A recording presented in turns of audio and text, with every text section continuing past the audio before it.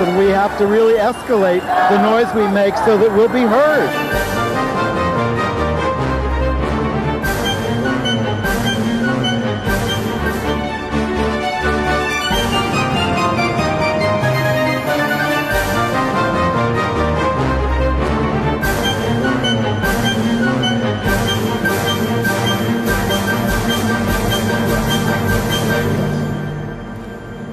Welcome to Gay USA. I'm Andy Hum. I'm Ann Northrup. And Houston, we have a problem in Houston. The campaign there to repeal Houston's LGBT rights ordinance has gotten just about as ugly as it can.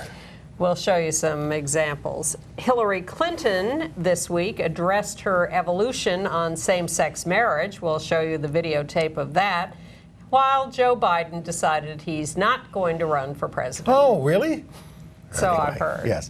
The United States State Department is ending domestic partner benefits for their employees and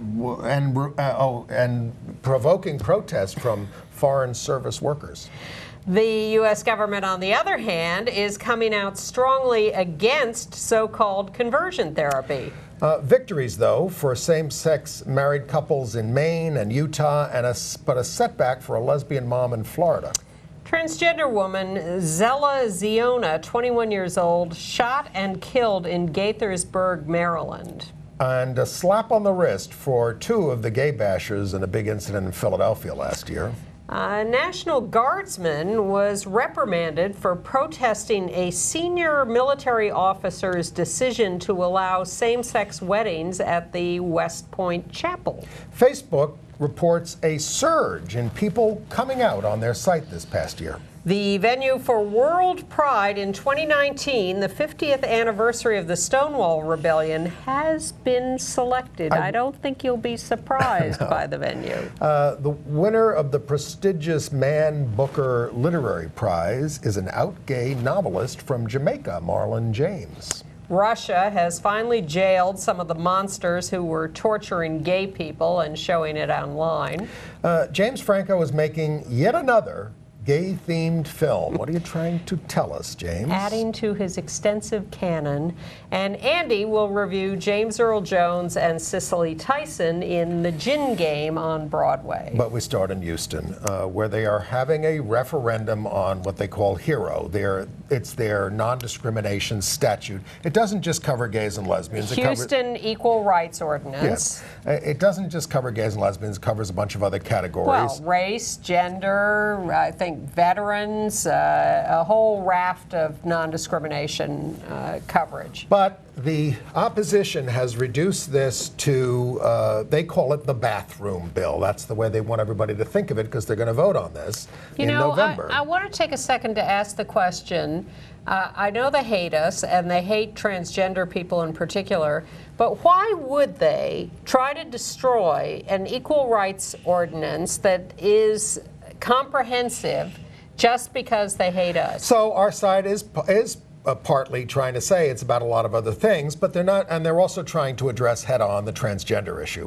Although I think the best way to do that, which I don't see them doing, would be to show what people did. Transgender people showing themselves. Do you want me, the beard, this bearded man, to be going into the ladies' room? Yeah. Trans well. man. Let's start with what the opposition is doing. I hope you're sitting down when we show this to you. Voting is taking place right now, by the way, in Houston. There is early voting on Proposition 1, which this is, through the end of this month, October 30th, and then there is a regular voting day on November 3rd. And we will tell you how to get involved, but we want you to get angry first by watching this video. So let's run the ad by the opposition to this ordinance. Houston's Proposition 1 bathroom ordinance.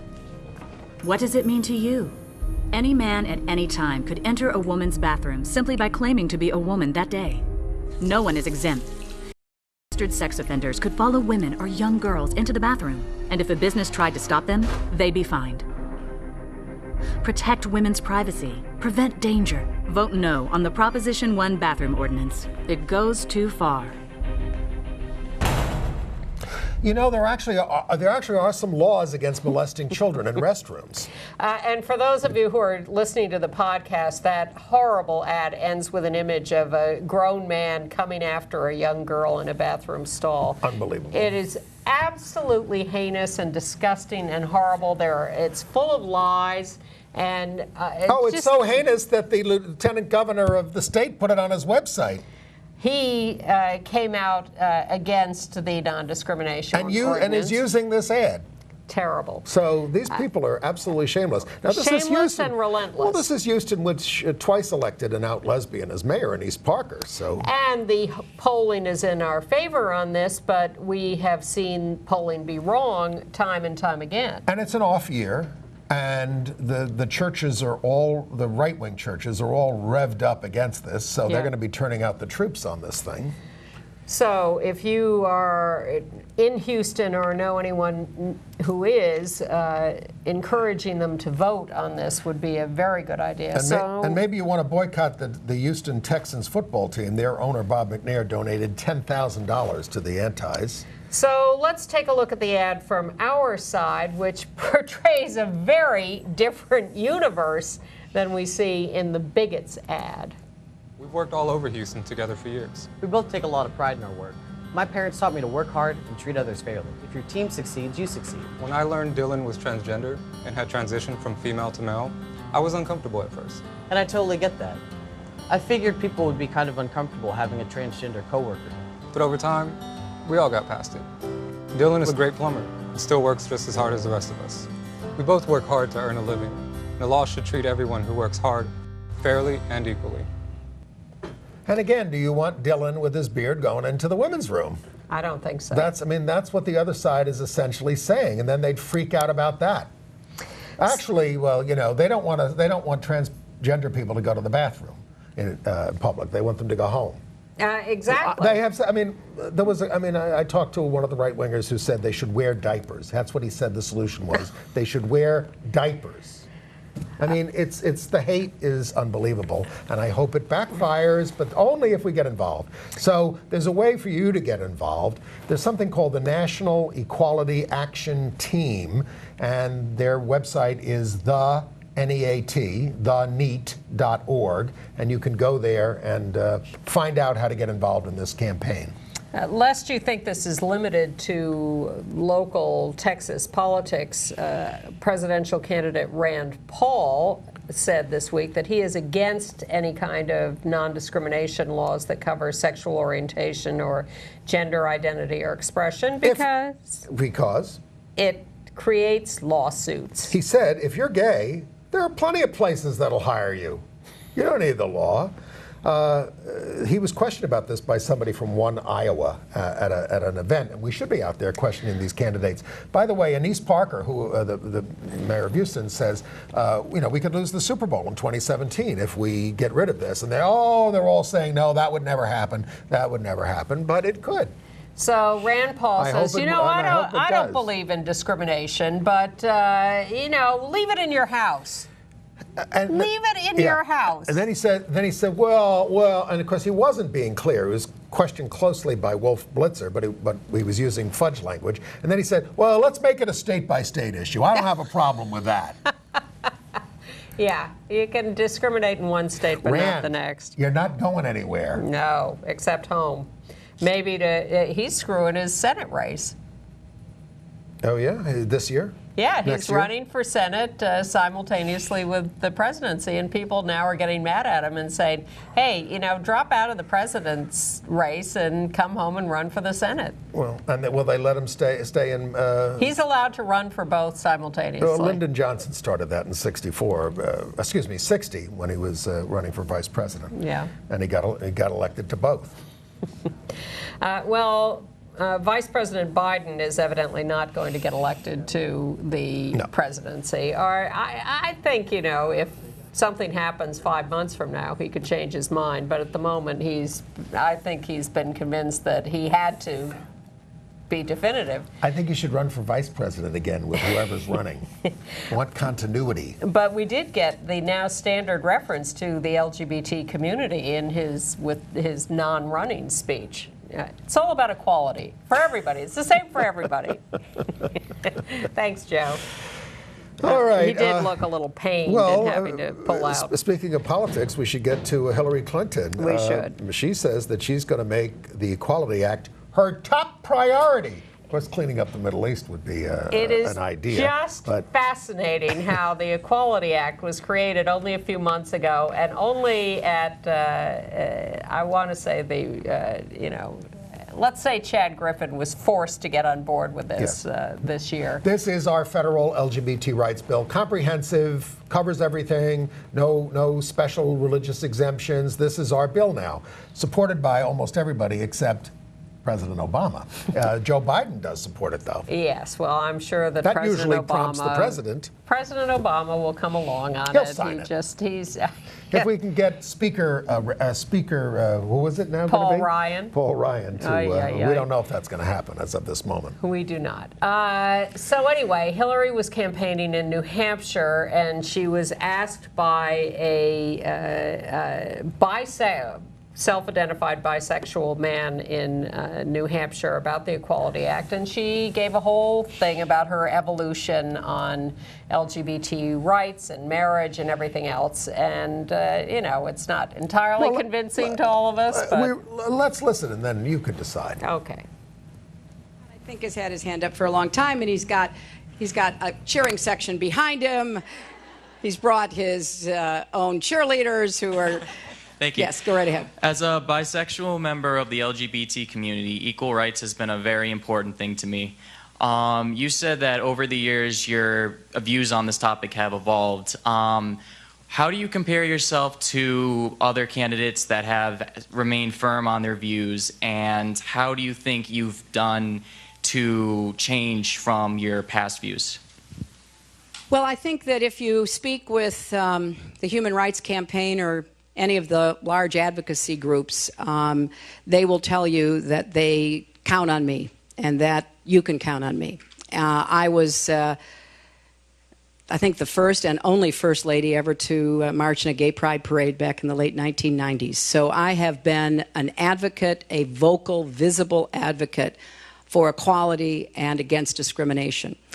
Yes, my views did evolve, and I think most people my age would say the same thing. There might be some exceptions, but largely because of my strong opposition to discrimination of any sort and my personal relationships with a lot of people over the years, I certainly concluded that marriage equality should be the law of the land, and I was thrilled when the Supreme Court made it the law of the land, and I will...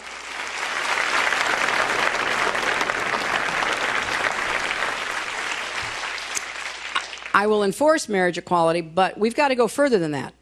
In a lot of states now, because of the constitutional decision, you can get married on Saturday and get fired on Monday because we still permit discrimination in employment and in public accommodations. So we have to pass the Equality Act, which is currently pending in Congress.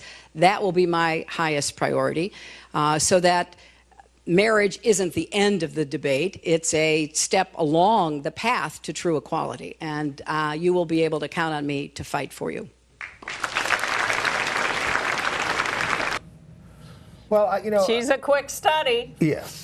I actually wish that the candidates would educate people a little bit more about what rights we have and what we don't have. You're protected in many states and localities, and then there's the whole issue of the federal government, which is on the side of, in court, saying that sexual orientation discrimination is sex discrimination. Transgender discrimination is sex discrimination. And there's a federal aviation worker who says he was fired for being gay, and he's asking... No, he didn't get the promotion he thought he deserved. He faced discrimination as a guy named David Baldwin, and he is using that ruling from the EEOC and suing the Obama administration for... Well, he's trying to suing the Secretary of Transportation, and he's trying to establish in bigger federal law the principle that sex discrimination in the Civil Rights Act is sexual orientation discrimination. The EEOC did rule in his favor on that, and so now he is trying to expand that. I just and of course we always talk about it on this show, but I just want, when politicians talk about this, to tell people what their options are and that they might have some protections. That would be nice. I think that's a fairly sophisticated explanation that you're unlikely to get. I'm just sitting here grinning ear to ear at the fact that Hillary is able to articulate the equality, her support for the Equality Act, and what that is, since we just made that up 6 months ago. Right. And had to force Chad Griffin to see the light on that. And did a great job. Well, I do take some credit for that. You should. But after pinning him to a wall Personally, on that, personally one-on-one. at a cocktail party, and having him say, "Who would ever vote for that?" Well, Chad, I see you've gotten on board, but I wasn't the only one, and there were others who were working on this. It takes a village to pass a bill. But it's great that it has come to fruition like this. Now, Hillary's opponent, Bernie Sanders, had a nice little moment this week. It turned out that Martin Shkreli, the hideous guy who jacked up the price of Daraprim, and has yet to lower it? He has yet to lower it, although he promised 2 weeks ago, oh yes, I'm going to lower the price of Daraprim, the toxoplasmosis drug. He has yet to do it, but he... To make it tidy, but not exorbitant profit.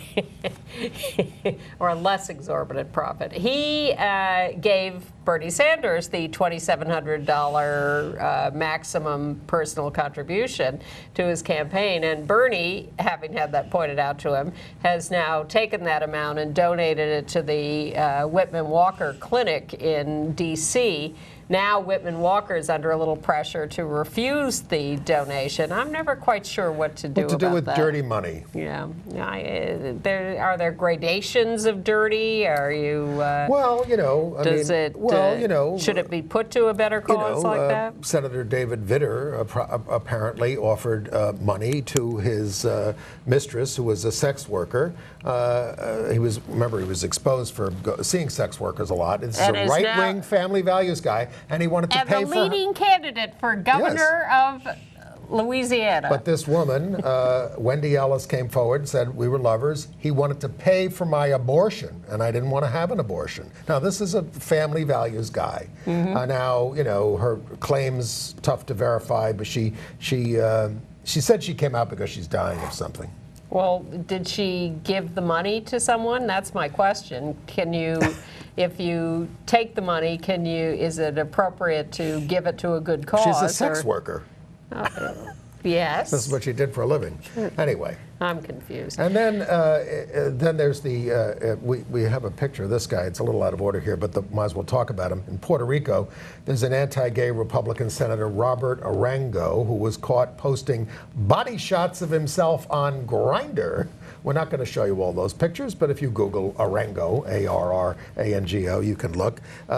He tried to block same-sex marriage there in Puerto Rico, unsuccessfully. Yeah, very anti-gay, and yet on Grindr. And lest you were warming up a little to the Republican presidential candidates, half a dozen of them appeared at the Faith and Freedom Coalition conference in Plano, Texas.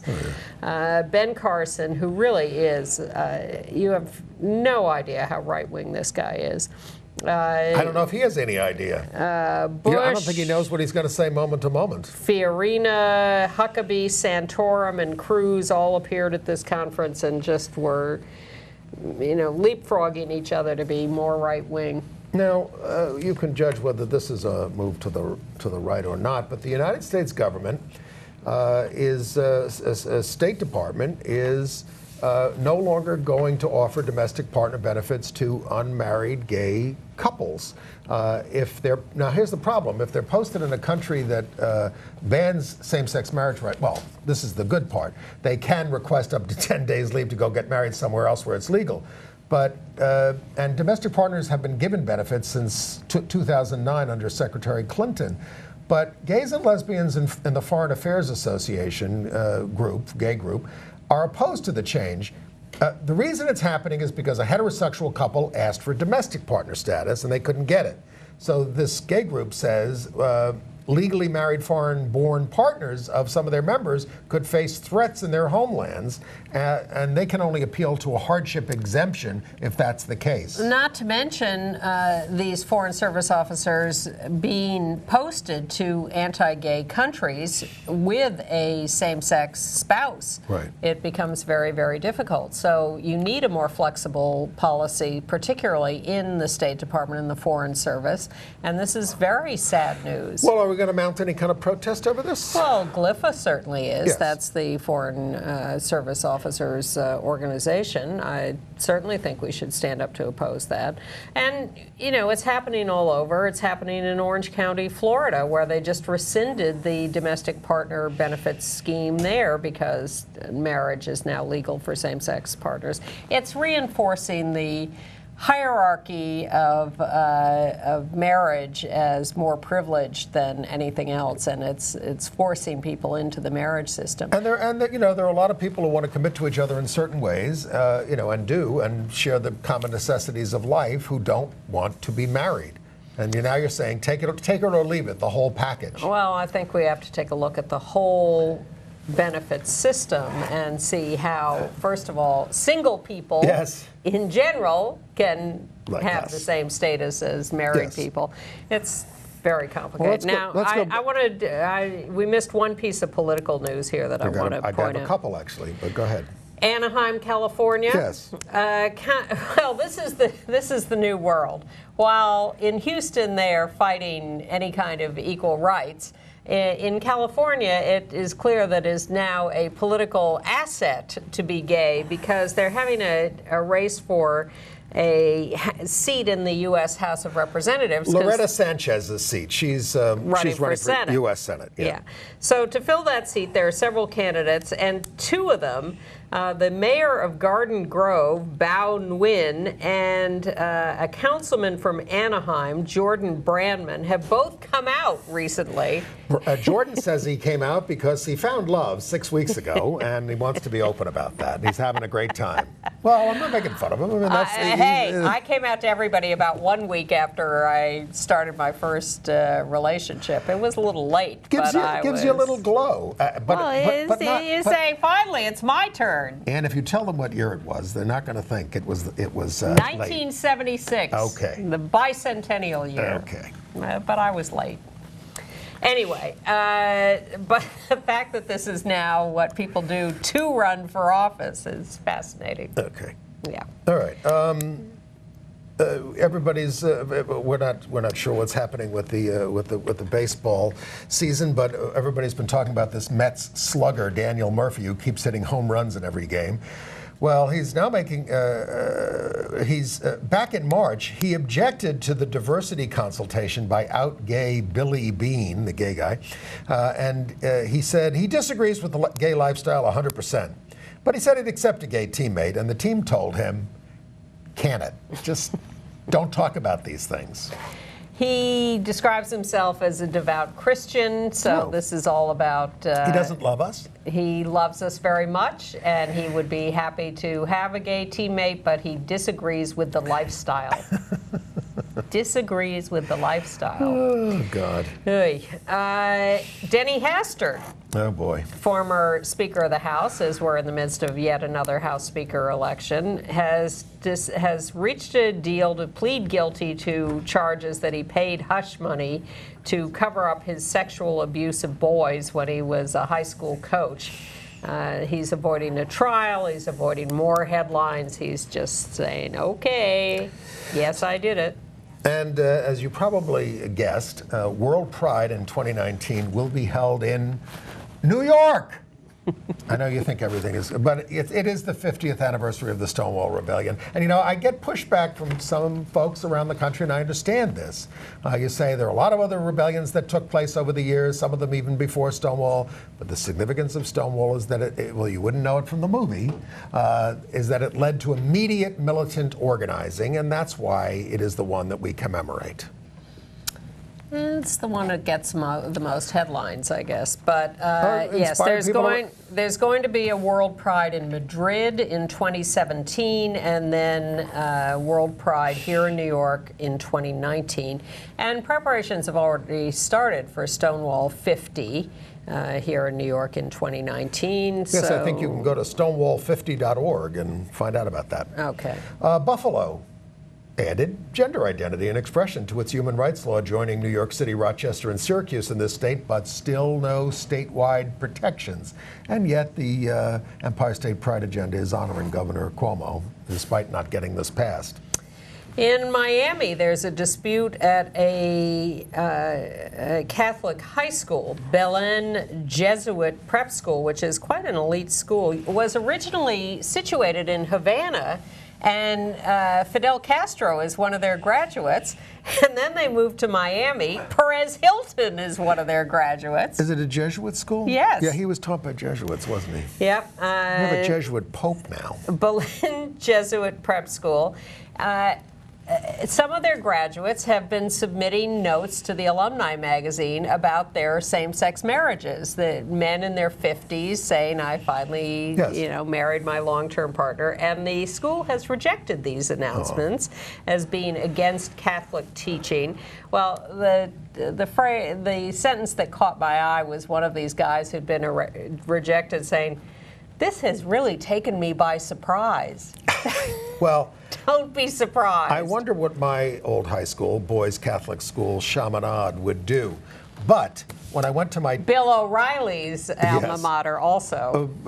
But when I went to my 25th reunion, they said, what have you been doing since graduation? And I thought, how can I describe my life? I just listed all my boyfriends, basically, and said, I've had an interesting life that way. And they had somebody call me from the Alumni Association, could you shorten this a little?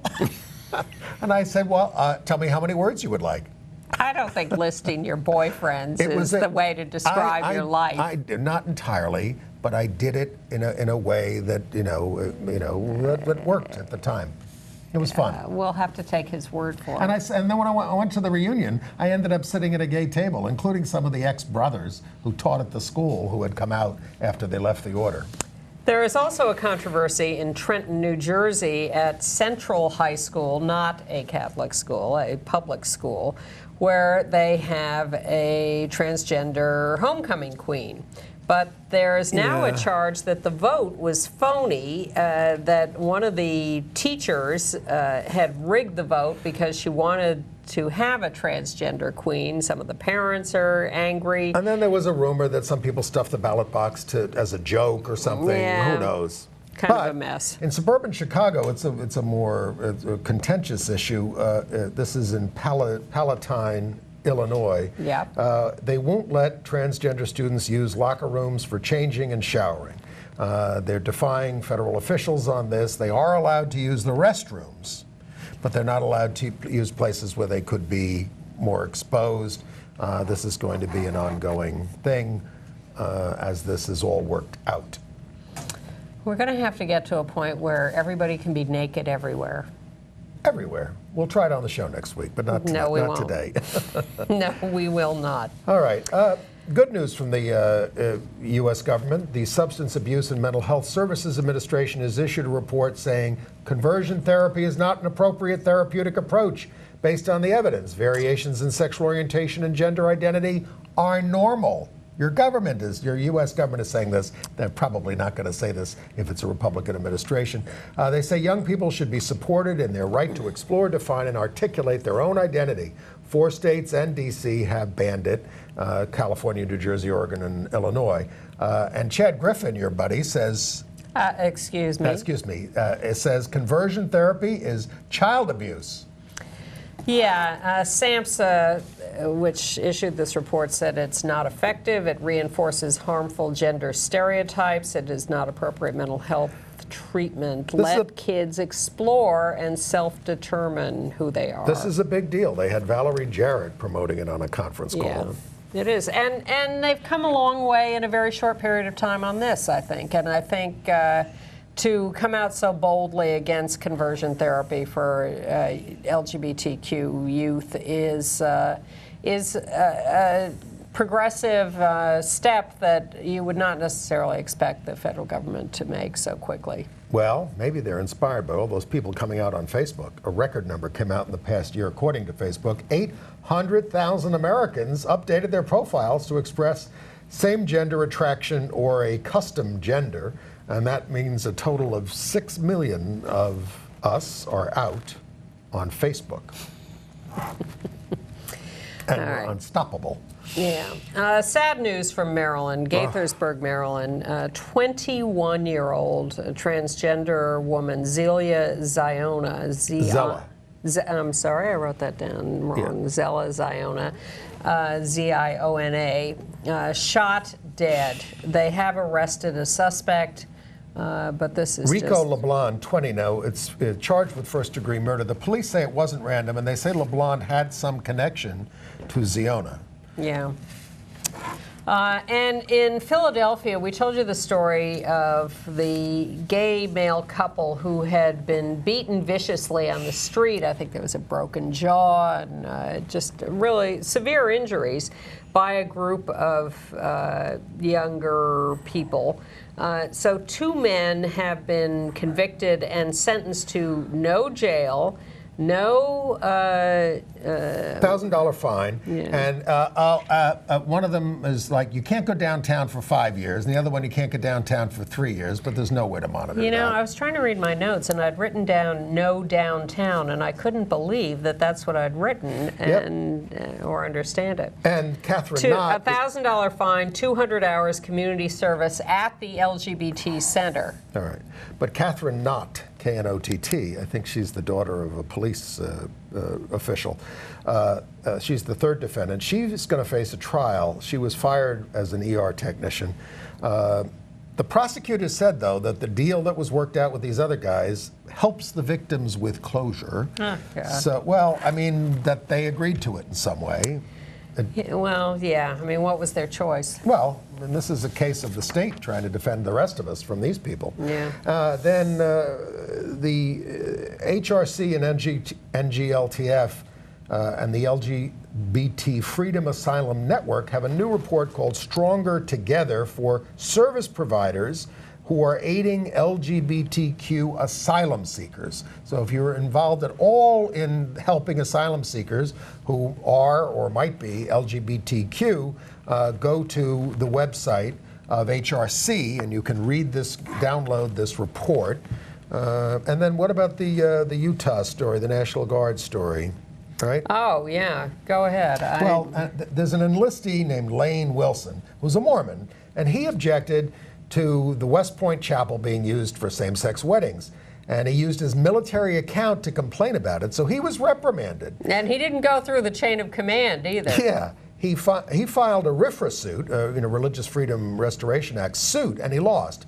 The court said that Latter-day Saint doctrine does not require him to publicly dissent on same-sex marriage. Yeah, he can hold his views all he wants, but to express them inappropriately in the military setting is not protected. It's not protected by the First Amendment. Yeah. Right. Just as the chaplains who rail against homosexuality in the military are being inappropriate and are being told not to do that. Okay.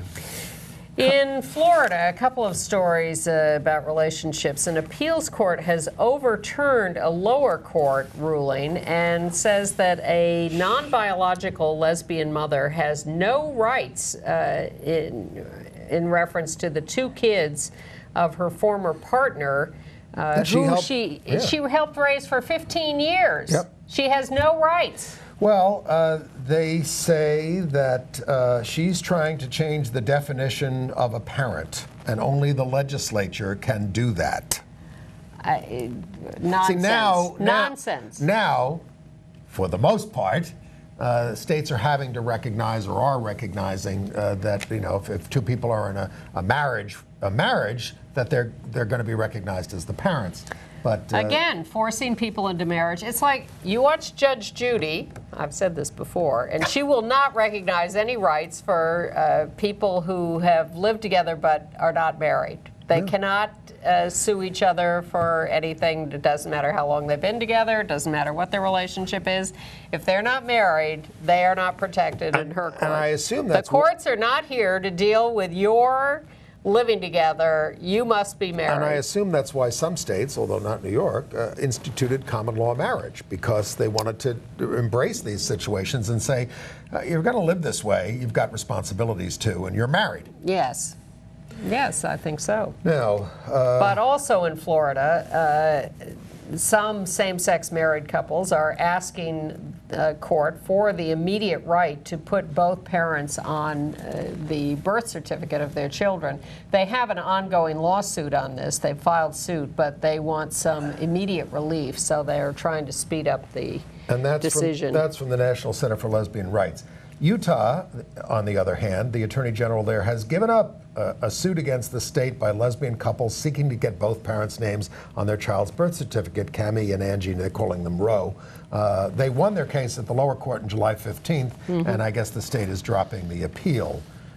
And one of the big contentious issues in New York, and I think elsewhere, is the ban on what they call gestational pregnancy.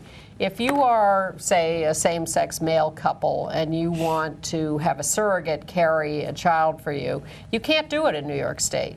You have to go out of state to find someone, a woman, who will carry a fertilized egg for you. Our state senator, Brad Hoylman, is trying to change that. He is, and the state, there's just been no movement on this in this state, and has caused a great deal of trouble. Especially before same-sex marriage became universally legal. There have been lawsuits in Ohio and elsewhere over this where men have found a woman to carry an child for them, and then when they went to get the child and bring the child home, the state would not recognize them as parents because they didn't recognize same-sex marriage or relationships.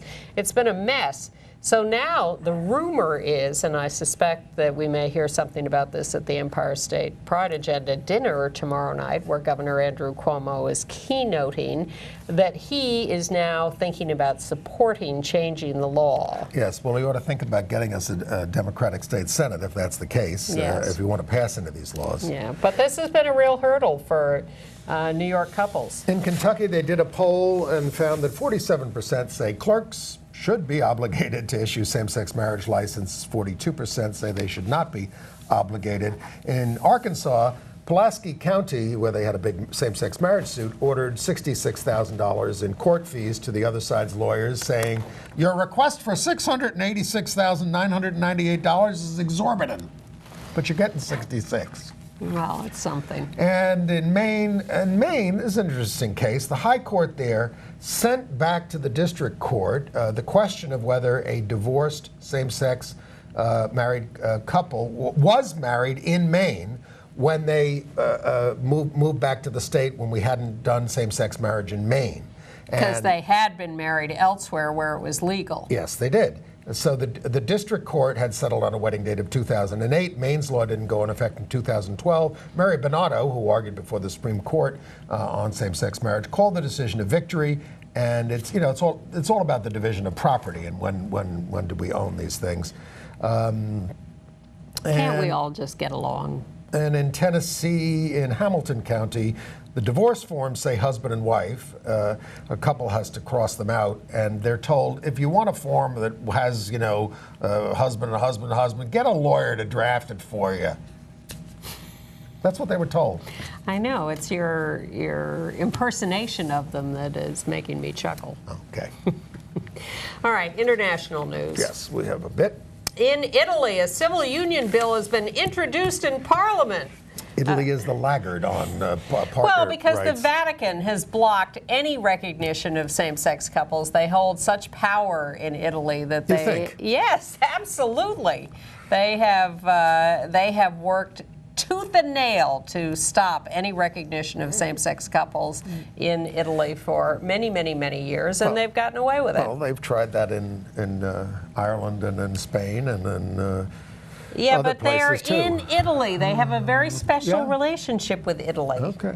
Well, and they're having a special meeting on families there. It's this Bishops' Synod. Now, which is coming to an end this weekend. It's coming to an end, and we don't know. You know, the bishops are said to be in conflict over the simple issue of whether to give communion to divorced and remarried Catholics, no less talking about gay people who have not had their marriages, their first marriages, annulled, Yes. or their second, or their third. So the more liberal bishops, such as they are, want a more pastoral approach without changing doctrine. And, you know, 40% of Catholic marriages in the United States end in divorce. You know, the Westboro Baptist Church position against, they're basically adopting the Westboro Baptist Church position against Kim Davis, saying that, your only thing that counts is your first marriage. And some of the bishops want to remove the intrinsically disordered language about us. Thank you very much. But they had a speaker at the conference, and don't forget they didn't have any pro-gay speakers. They had a speaker at the conference linking homosexuality to Marxism and arguing that we can all be cured. And lest you think that we have a jolly cardinal here in Timothy Dolan in New York City, he was one of the signers of a very angry letter from conservatives to the Pope objecting to this idea of changing the rules on communion for the divorced or anything about homosexuality. I have news for Tim Dolan. You're worshiping a false god. All right. In Russia, are we up to this? Yes. Yes. In Russia, 6 members, we have a picture of these guys in action. 6 members of a right-wing anti-gay group called Occupy Pedophilia who tortured gay men and showed the videos online, driving some to suicide, have been jailed for 3 to 6 years in prison. 9 in all have been found guilty of 19 attacks, but none have been found guilty of participating in an extremist group. This was a horrible campaign that has gone on for quite a while. I'm not sure whether it's still going on. They would I want to use social media to lure somebody in. Lure, thank you. Lure, set up phony dates, then, as you say, torture them. Cigarette burns, stuff. all kinds of things. Pouring urine on Yes. them. I have a correction. Humiliating I have a them. correction, by the way, of our story on the Vatican last week about them rejecting the France's nominee for ambassador to the Vatican. I kept calling him Lambertini for some reason. His name is Lauren Stefanini. I don't know why I made that mistake, but I don't know any Lambertinis. But it's Lauren Stefanini, and he's still out. And France is not going to make a nomination for ambassador until after the 2017 elections now to the Vatican. We are happy to hear that the Man Booker Prize, which is a very prestigious literary award handed out in Britain, I believe. Yes, it used to be just for British authors. Yes. Now it's for the whole Commonwealth. Yes. So this year it's been won by a guy named Marlon James for his book, A Brief History of 7 Killings, which is all about the attack on Bob Marley in 1976. An attempt to assassinate him. There were bullets fired at his house. Yep. So he's one, and this book has gotten rave reviews, but Marlon James is an out gay man who says that he fled Jamaica a few years ago because of attacks from people on him as a gay man. He said, I'm going out in a casket or a plane. So he took a plane, thank goodness, and he doesn't live there anymore. And, the right wing there, the Christians there, they are relentless against homosexuality. Also in the Caribbean, they are debating gay rights in the parliament in Trinidad and Tobago. And the parliament debate is full of gay slurs and insults.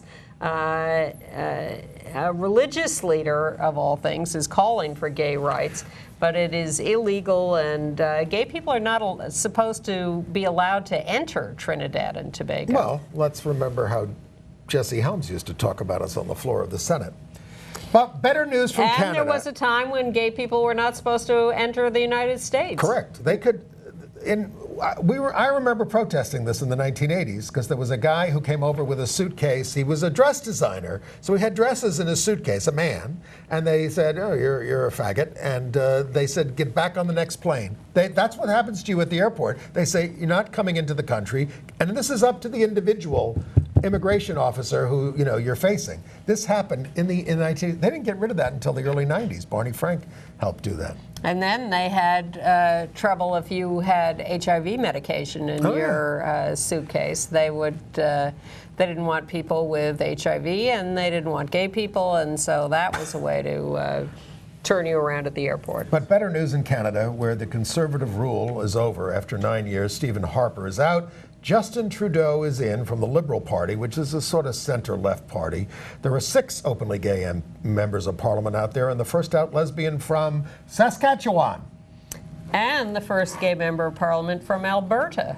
All right. So we're spreading in Canada. Chile's civil union law comes into force Thursday, but the civil registry workers are on strike, so I don't know how that's going to work. And in Paris, they held the 19th annual Existe Trans March for transgender rights. 1,000 people showed up to march, and their demand is free change of civil status for transgender people. Right. Nice. AIDS news. Well, we are noting the death of Benny Prim, Dr. Benny Prim. He's died at the age of 87. He was a famous in the field of addiction. Mm-hmm. And he was on the first Reagan Presidential AIDS Commission. Now, a lot of people... Controversial, mainly because of his background in addiction, he resisted needle exchange. Which was going to save a lot of lives. And we remember protesting him at one time because of this. Absolutely. He ran something called the Addiction Research Treatment Corporation in Brooklyn. He was very big in the field, very well known, and therefore very involved in AIDS issues because transmission of HIV through needle sharing was such a big issue. But he was a conservative force for quite a while. Now, Phil Wilson, who is a very prominent and longstanding AIDS activist, wrote a remembrance of Benny Prim and said that after a lot of talk over a lot of years, he changed his mind, but it certainly took a while. I mean, he was involved in the AIDS issue since the beginning, very beginning, 1981. And certainly very supportive of people with AIDS. And he was also an advisor on drug policy to President Nixon. So he served a lot. He was 87. He served a lot of presidents. But, most African-American politicians, Charlie Rangel, David Dinkins, totally resistant on needle exchange. Yeah. It took forever to bring them around. They finally all came around, but so late. In Britain under Margaret Thatcher, they did needle exchange from day one because they recognized it as harm reduction. They recognized the science and but the attitude and they saved a lot of lives. They hardly had any infections among their drug users.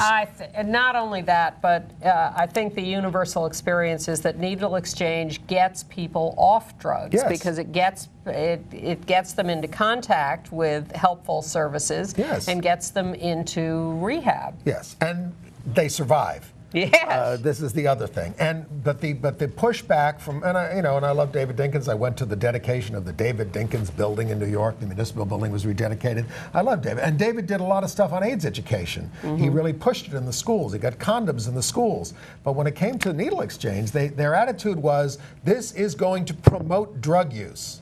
And they didn't have the harm reduction model. And within their communities, which had been devastated by drugs. Yep, absolutely.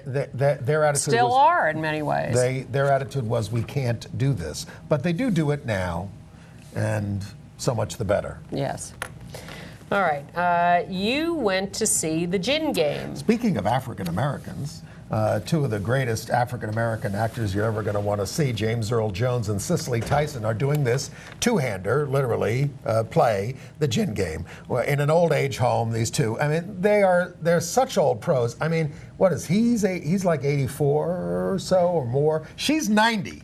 And they're up there 8 days a week. Look at them. They're doing this. It's 8 shows a week, not 8 days a week. Yeah, 8 shows a week. Well, the drama, there's a drama in just watching them up there, still performing and will they get through this? Well, and of course is it 1 act or 2? It's 2 acts, and it's only 2 hours though. They take a nice long break between the acts.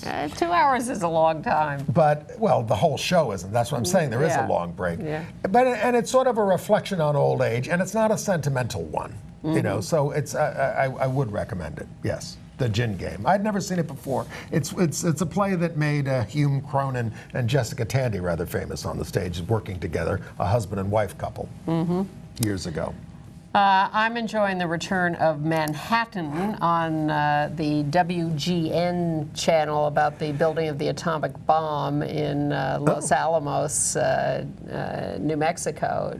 Did you see the first season of that at all? I did not. I'm reliant on you. John Benjamin Hickey, what's his name, is the star of it. And there's this whole lesbian subplot in it. Is he? John Benjamin Hickey is an out gay man, yes. Oh, that's right. He was in Longtime Companion and other things. Well, they're doing weird things with him, and it's quite fascinating. It's all, some of it is spy stuff with Russia and who's got the bomb, the Germans, excuse me, who's building the bomb fastest and who knows about it and that's the who's subject spying. of Copenhagen, the play Copenhagen about Heisenberg, right? Yeah, but that takes place in Germany, right?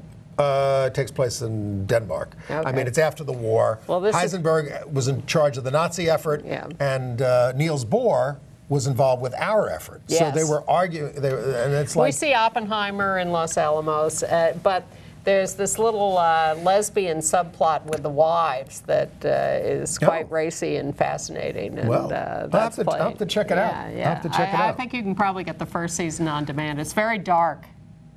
I like dark. Yeah. Yeah, and this sounds pretty dark. James Franco, put that picture up. He's at it again. He's producing a film on the murder of gay porn producer Brian Kosis.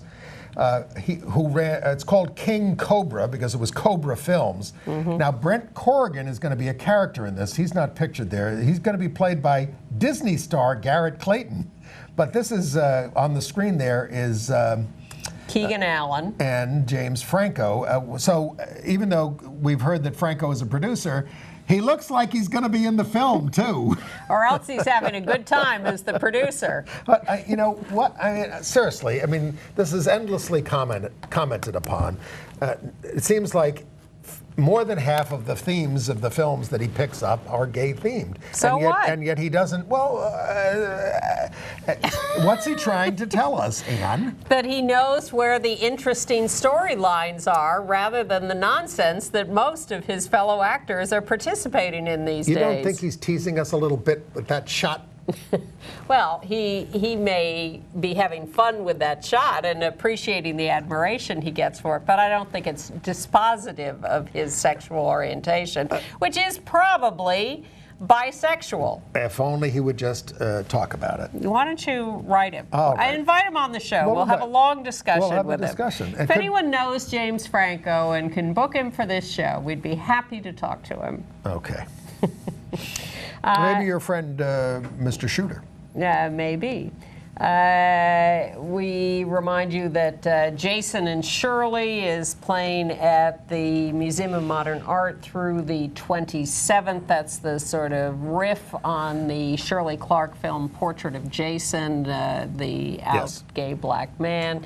This one stars Jack Waters and Sarah Schulman, sort of recreating the scene of the filming of Portrait of Jason at the Chelsea Hotel. It's a little strange, but if you're interested in Shirley Clarke's films and Portrait of Jason, this is a sort of interesting footnote to that. And if you watch the Gay USA show next week, our guest is going to be Mark Siegel, who is the publisher of the Philadelphia Gay News since 1976. He's been doing that. He was a founder of that, and he was a Stonewall participant, and he's written a book. And Then I Danced, I think is the title of it. It's a memoir of all of his experiences in the movement, and he's going to be our guest here on Gay USA next week. He's got a lot of stories to tell about his activism, etc. He covers a lot of territory. And what I most want to talk to him about is the senior housing that he created in Philadelphia. There's the John Anderson Apartments. Yes, and it is my senior status that makes me interested in this, but I think we need a lot more of this, and he actually got this accomplished in Philadelphia, and there's been a lot of talk of this all over the country, but he's one of the few who's actually pulled it off, so I think that's interesting. I'm just a junior senior. I just turned 62. Happy birthday, Andy. Eligible for early Social Security, but most people tell me not to take it if I don't have to. And for discounts at the New York City golf courses, should you ever decide to return there. And the movie theaters. Yes, now you're legal. 62. See, everyone else goes to the movie theaters and just buys a senior ticket, even if they're not quite old enough but for you it. don't. But Andy's very legal. Yeah, well, you don't try. We try to be fair. I don't want, but you don't get your transit pass half price until you're 65 here. Correct. In London, if you live in London, when you turn 60, all public transportation is free. Free. There's a reason to move. Yes. Well, you have to be a resident of London. And what about our friend Bill Ballman? Our associate producer, Bill Ballman, had a whole other life as a DJ at Danceteria in the 80s. There he is. In the 80s, early 80s. 83, 84, and he was quite the hot ticket and very famous around town for his work. Well, they're having a little revival of Danceteria in the 80s this weekend at the Rumpus Room. What night? What night is it, Bill? What does it say Bill, there? did you tell us what night it was? 10:23. Friday night. Friday night from 7 to 10. He's going to be DJing among 5 DJs at the Rumpus Room. At the Rumpus Room, which is a lounge and a dance club, playing 80s music, new wave. Yes. And good for him. Yes. Can either of us revive our work in the early 80s? What were we doing? I was working at the National Resource Center for Paraprofessionals in Special Education and Related Services. I was working at Good Morning America and the CBS Morning News. I would like not to revive those days.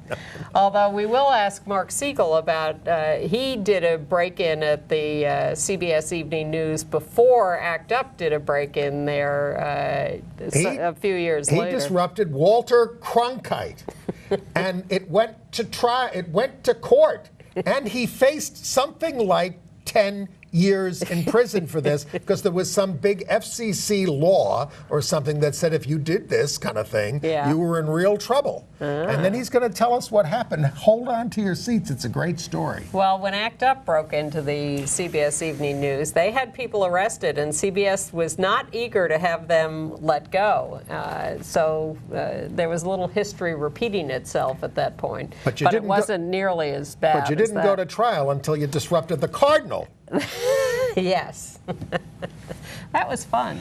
Actually, disrupting the Cardinal was before the break-in, I think. I'll have to check my dates on that. We'll have to check all those dates. All right. Well, Mark Siegel next week. Bill Ballman at the Rumpus Room Friday night, tomorrow night, for those of you in New York. Go to our website at gayusatv.org and check us out and check everything that's coming out there. Sign up for weekly program previews. And like us on Facebook. We have a Facebook page, Gay USA Facebook page. So we modern. Have that. And that's enough for us for this week. Thank you very much. We will see you next week. Bye-bye.